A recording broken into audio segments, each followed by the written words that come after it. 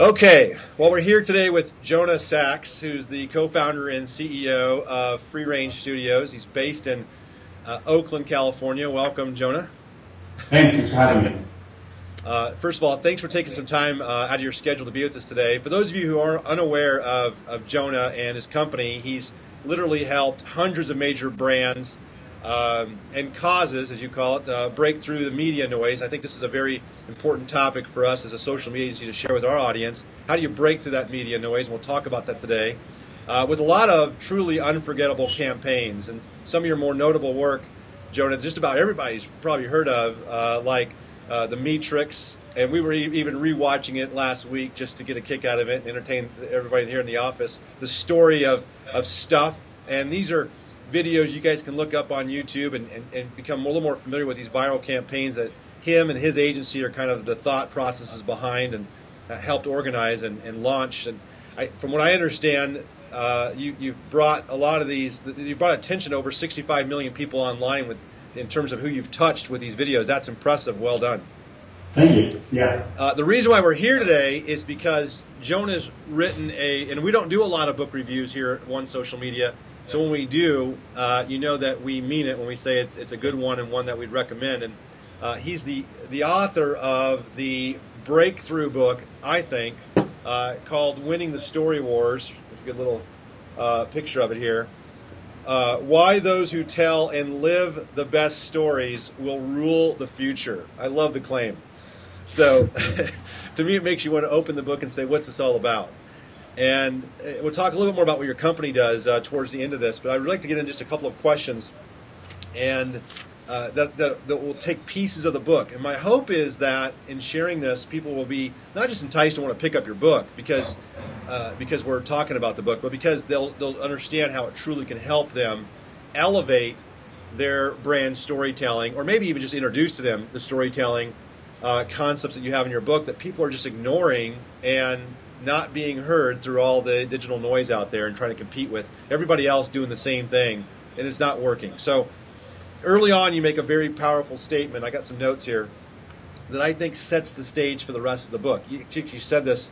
I think it's one of the very first things you say is that human beings share stories to remind each other of who they are and how they should act. I love that. Can you explain why this one idea is so important to not just marketing, but mass communication as a whole? Yeah, sure. For almost all of human history, we existed and we evolved to work in an oral tradition where we'd kind of gather around a storyteller, and the storyteller would give us kind of ideas about how the world works. And through that, we kind of formed our identity, we formed our sense of what's valuable in life, what matters and what doesn't. And then we would take those ideas and pass them from person to person. And we see that those kind of those messages have persisted over millennia, that they really form the foundations of our cultures and our values. And then for about 100 years or so, we turned that oral tradition on its head. We kind of got into this broadcast model where if you had enough money, you could sort of reach out to millions of people, you guaranteed attention, you could get heard. Now that oral tradition is a more survival of the fittest kind of landscape. You had to be compelling, you had to tell a really exciting story, you had to reach people on the level of values. The broadcast tradition, you could just get up there and spout your features, you could spout your facts, and people would have to sit on the couch and wait for their show to start up again, so they'd have to listen. Now we know that broadcast era is ending with all the social media tools that are out there, the fact that people don't trust broadcast media nearly as much as they trust their social networks. So what's coming next? I think we're kind of returning to that oral tradition again, where everyone owns messages, everyone passes them, if they don't pass them, they die, and it's survival of the fittest again. And for human beings, the only thing that has ever really worked in the survival of the fittest landscape of ideas is storytelling. So we're all kind of scrambling now. There's more noise, there's more channels, there's more people than ever before to reach, but we're all kind of getting drowned out. And through the book, I really trace how the people who really learn how to tell stories using some of those actually ancient techniques and then modern tools, combining those two things together, are breaking through consistently all over the place. Well, I love that you're revisiting something you're not inventing anything new. What you're doing is you're showing people how to use the stories to connect their brand to the people that are already conditioned to listen.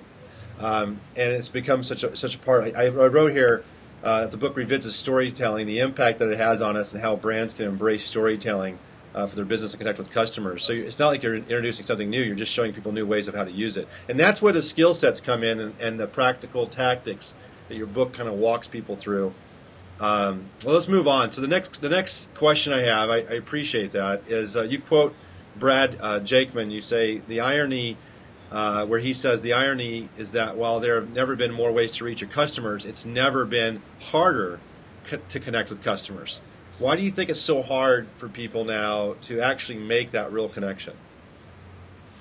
First, of course, it's just the information overload. I often think about how, in the past, information was one of the most valuable things that a human being could have. It was more valuable than gold often. And we would sort of trade in information. Now, we all have that experience of the last thing we want is another piece of information. We're all totally overwhelmed with it. And so if someone's going to pass something to our inbox or put it on our Twitter feed, it better be interesting and it better be good. So as advertisers, we're kind of used to being that sort of holder of the ability to have information and blast it out to people. And we realize now that yes, there are all these channels to blast them out on, but what people are looking for in those channels is not just more information. They're looking for authenticity. They're not even looking for coupons or easy deals anymore. They're looking for something authentic. They're looking for real content. And where they're getting their real content is from their friends. They're getting their real content from people that they know and trust. So the real trick here as a brand, whether you're marketing a cause or a product, is to kind of find that tribe who's going to become evangelists for you and let them share your message and let them become those carriers of the message that you want to spread. And to do that, you need to create a story that they can really make their own. And so the best kind of social media advertising campaigns stop being advertising campaigns at all, and they start actually being just tools for your evangelists to spread the ideas that they share with you. And that's what we saw with the Matrix, for instance. We launched that to a list of maybe 5,000 people that we knew, and before long, 20 million people had seen the movie, and they had mixed it up themselves, they had rematched it, they had put it up on Wikipedia and commented on it, they had made it their own story because they took it and they said, hey, that's what I've always been trying to say about factory farming, I just didn't know how to say it, and we've given them a tool. So really, it's not about shouting at people anymore, it's really about partnering with them to give them a way to say what they really most want to say, and hopefully your brand rides with them through that process. And you can really get through when it comes to the type of important messages that the brands sometimes need people to hear, or behind the causes that people are trying to get a message heard, and they can't do it effectively because they don't have a way of doing it in a way that gets their people involved. It gets the consumers involved, like you did with the Matrix, which is a great example. I love that. Okay, I'm going to move on. And you say, and I know the name of the book is Winning the Story Wars, and I know this is going to be a question people are asking. You say all wars are story wars. Tell me about that a little more. Sure. I said that kind of stories are really containers for values. I think I mentioned this before. They're a way of saying this is what's important in life and this is what's not important in life. So tribes or cultures have always gathered around stories to sort of say, oh yeah, this is who we are. You tell a creation myth, you tell a story about a holy city on a hill or the lights of martyrs in the afterlife. All these kind of stories get us to believe, hey, we're part of this tribe.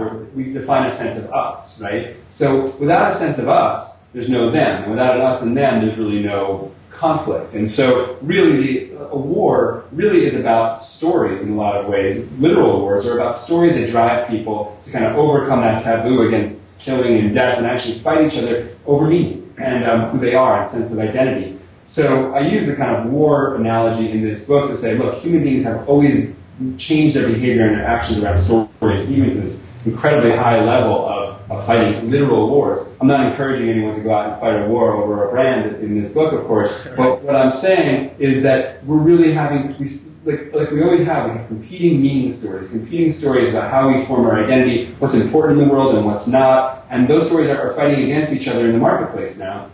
And we need to learn how to kind of jump into that fray and get our messages heard. Because it's not just, the stakes are not just brands succeeding, I believe.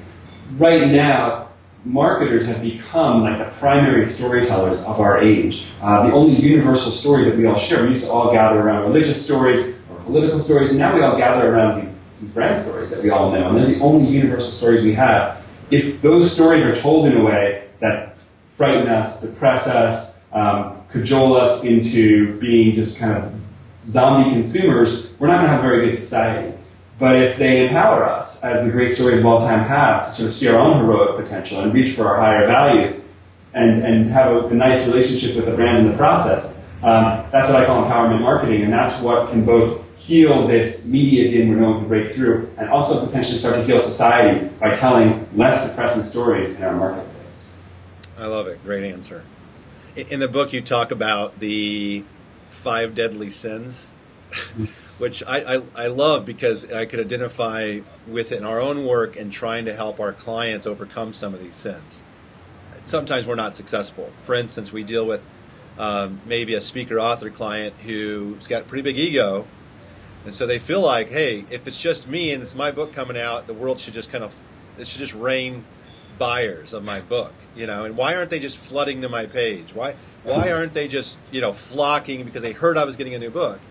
And I like several of them. Vanity and authority really fits with that mindset. But let's just talk about vanity. And if you buy the book, for those of you listening, you'll learn about vanity, authority, insincerity, puffery, which I love, the gimmickry. But let's talk about the story isn't about you, which is, I think it was the vanity sin. How do we overcome that? How do we get people to just soften and say, there's got to be another way, and that stories can help me bridge that connection, and it's not just about me? Yeah, so I mean, I'm glad you said that you kind of struggle with these things yourself. In some ways, I wrote that chapter as a warning to myself and to just the mistakes that I continually make, and really try to come from sort of an empathetic place where, as marketers, which I am, which you are, we are raised in this broadcast tradition. I grew up in the 80s and 90s, and so everything I learned about how to market came from when broadcast was really pretty strong. Yeah. So I'm still using that language reflexively of I'm the guy who's got on TV. I'm the guy who's broadcasting to you, so shut up and listen. And it's so easy to go back to that just to copy what we've seen. But we really need to take a step back and say, okay, that does not work anymore. That's not storytelling. That's just spoiled behavior that we had because we own the means of distribution of all these media. Now that we are partners and not really lording over our audiences, how do we need to be different? Vanity is one of those things where I use the story of Narcissus, and sort of we're so in love with our own product, our own cause, our own ego. That drinking our own Kool-Aid. Yeah, well, of course, we all are. Otherwise, why would we be going to work every day if you don't love what you're doing? You shouldn't be doing it. But your audience doesn't necessarily care. And so you get up there and you say, for 35 years, we've been the number one, blah, blah, blah. Or I use the example of John Kerry. You just simply spout your own accomplishments and your own heroicism because you think that people want a hero. Well, the truth is they do want a hero, but really they want a hero that they can identify with. They really want to be the hero of their own story. So instead of talking about how great you are, you need to start talking about how great your audiences can be through some kind of relationship with you. And it's an easy twist to realize that you are not the hero of your own story. And the old marketing technique, what I call inadequacy marketing, is all to say, okay, you're the damsel. You audience, you're the damsel in distress. Here's the things that you don't have. You don't have enough money. You don't have enough status. You don't have enough love in your life. Blah, blah, blah. Hey, get this Listerine product or get this other product, and everything will be better. So that's the product is the hero. The audience is the damsel in distress. If you want to be heard in this new, what I call the digital era, the digitally empowered oral tradition, you need to switch that around and say, actually, you audience have a chance to be a hero. And Joseph Campbell, who came up with the hero's journey idea, the idea that all myths of all times, really called that helpless outsider, that teenager, the floppy-haired Luke Skywalker or Dorothy or the little Frodo guy. That's the least likely person to be a hero. But then when they kind of learn that they can reach deeper, they become a hero. And that's for instance, Nike, a great example with Just Do It. They didn't go and say, this shoe will make you a great athlete. They said, it's hard work. You're the hero of the story. Let us come with you on your journey to reach to whatever you need to, whatever you want to achieve. And of course, that's the opposite of the convenience message we're so used to hearing, and of course it broke through in huge ways. I love that. And this is how it's actually shaping our philosophy here, just to give some practical application. I've always said that, and we preach this to our clients, that it's, and I love it. You say something in the book, and forgive me for not memorizing the actual line. I didn't write this down, but I remember it.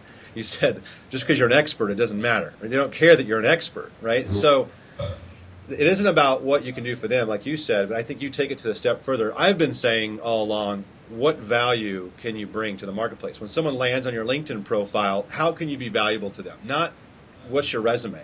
And that's how people treat LinkedIn. Or tell them all about you and why you're so great, where what radio shows and television shows have broadcast you, but how can you add value? But you take it the step further with, how can I bring you in to be valuable together?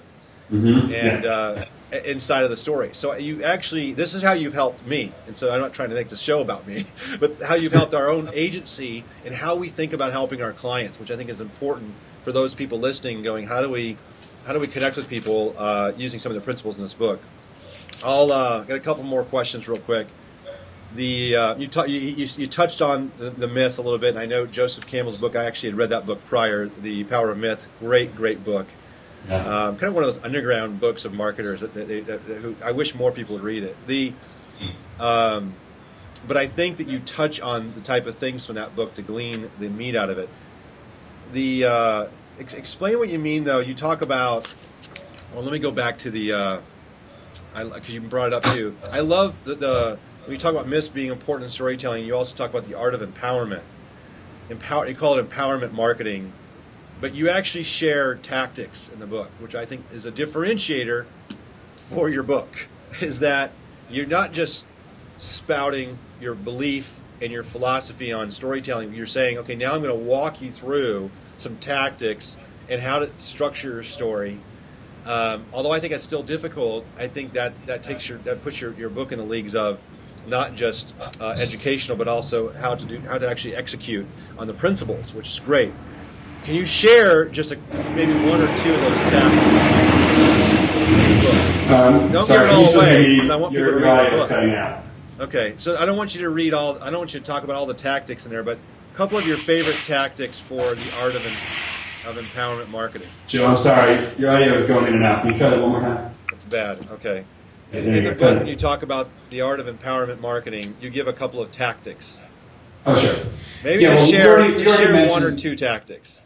Yeah, we already mentioned one of the tactics, which is speak not to the helpless child, but speak to the hero potential in everyone. That's that's just sort of a basic of empowerment marketing, and that's basic of the hero's journey, that common myth across all time. I also talk a lot about seeing people's desire, reaching for the values and the desires to be a citizen again in the world, to be part of something larger than yourself. So I explain a lot of tactics so people can understand that there are these sort of universal human values that go beyond greed and fear and vanity that most marketing is based on. That's one of those core assumptions of the broadcast era, this Freudian assumption that people are basically only driven by the negative. And then, but along comes Maslow, and he says, actually, people are driven by so much more. They have these transcendent values, and those are to be part of community, to seek justice, to seek beauty and self-expression. All these, I identify 9 key values that you can reach for. And I actually go and show how the campaigns that most of us most admire, from Nike to Apple to Obama 2008, Dove's Real Beauty campaign, my own work story of stuff, all appeal to these higher nature values. There's lots of evidence that the stories that appeal to higher nature values are the stories that break through. So through lots of case studies and lots of tactics, I explain how to build your brand strategy around core values, and then how to find that moral of the story, because all stories are really a way of just conveying a core truth about how the universe works. How do you find a moral of the story that you stand for, a core truth that is both compelling to people, like, oh, that makes sense, that fits who I am, but also extends their understanding. Wow, I never thought about it that way before. How do you come up with that and build your whole brand around that? So those are some of the sort of strategic level approaches to building your brand strategy. And then I've got a whole bunch of kind of fun tactics to get your videos to go viral. Like I call them freaks, cheats, and familiars, and it's all about using the psychology and the neurology of the human brain to get people to stop and say, oh, I got to see that, I got to pass it on to my friends. So the combination of strategy, how do I build a brand around values and the core moral of the story, and then tactics, how do I make it fresh and fun and clickable as a thumbnail. You bring those two things together, no guarantees, but I think you can really elevate your brand quite a bit. And then the last thing about empowerment marketing is I talk about how the landscape we live in right now is very transparent. So it's one thing to talk about higher values, but if you're not willing to live those higher values out, you're in trouble. But I don't think about it I don't just use case studies of where people got screwed by not living out their higher values. I actually talk about what a positive force it can be to just know those higher values and to start working towards them. Because as you start working towards them, you start generating more stories, authentic stories, about what you're doing to live out your values. And audiences say, I love that brand. They're walking the talk. I want to walk that talk with them. And just a huge amount of breakthrough successes have come because people identify with the brand, they see they're doing the right thing, they want to do it with them. So that's not only for socially responsible brands, that's for everybody. To talk about how do we build our whole enterprise around these core values. Right.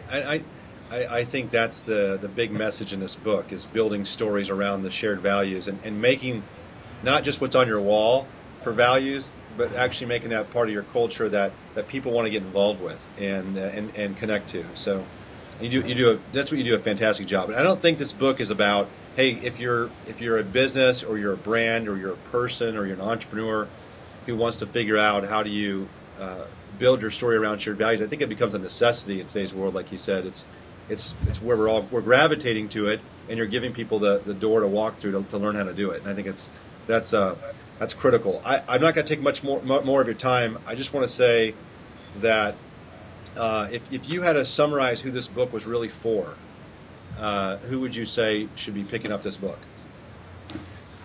Well, I feel like now that we all have access to channels now, we all have an audience of potentially billions, and anybody who has a brand or a cause that they want to get heard, or even to promote their own personal brand, they have to start understanding how to really use those channels. So in the book, I really talk about how we've all become, if we want influence, we've all become marketers these days. We all have that media landscape at our disposal. We all have access to it. And in my own experience, you can start with nothing and become, reach millions and millions of people overnight if you do it correctly. So I think anyone who wants to change the world, get their business heard, build their own profile online, can really use some of these ideas. And it's interesting, you mentioned power of myth and just the underground nature of that for marketers. And a lot of people might kind of shrink and say, wow, using Joseph Campbell or some of these spiritual ideas for marketing, that's a little weird, right? But I think that the book actually I tried with the book to appeal to sort of universal humanity within us, not just as marketers, but as people who would like to kind of live more purposeful lives, participate in something larger than ourselves, and help change the media landscape to be something more positive. So if you have an interest in seeing a more positive media landscape, if you have an interest in getting heard, if you have an interest in promoting your brand or cause, I hope you find the book interesting. I also worked really hard to not just talk about storytelling, but to tell a whole bunch of stories. The stories that are most interesting to me, the story of Oppenheimer and the creation of the atomic bomb, the story of Moses, the story of the Arab Spring. So I tried really hard to make it a fun read. So many business books, you read the first chapter, it tells you what the book is, and then the next 8 chapters are just kind of just a little bit repeating the same thing in different case studies. I try to make this kind of grand adventure through space and time, and live up to that sort of Story Wars epic kind of feel. So I think it's good for anyone who likes a good read as well within that space. Well, you tell a lot of great stories along the way. You do make it an interesting read, but what happens is you get caught up in some of those stories in the book, and it becomes a faster read when the principles take a little bit more to chew on to really put into practice for your business. But that's where the value of the book is. It makes you go back and reread some of the tactics around those stories that you tell for the whole. In other words, you're kind of practicing what you're preaching. Your stories bring to life the concepts and contextualize it for people. And when that happens, people understand what you're writing a little bit clearer. And I don't think it's your typical business book at all. We wouldn't be talking about it if it was. And I highly recommend it to anybody who's watching this video who wants to take their own business to that next level. So, Jonah, thanks for sharing some time with us today. For those of you who want to learn more about Jonah and his company Free Range Studios, which I think you might be in now in your office, works with organizations to create story-based brands, right? Transforming, as you guys put it, vision for a better future into emotionally compelling media, whether that be digital, video, interactive, or print. You guys help businesses with that. And I think what a great business and a great book. Great job on the book. Thanks, Jeff. Great talking to you. And thanks for being here. Sure.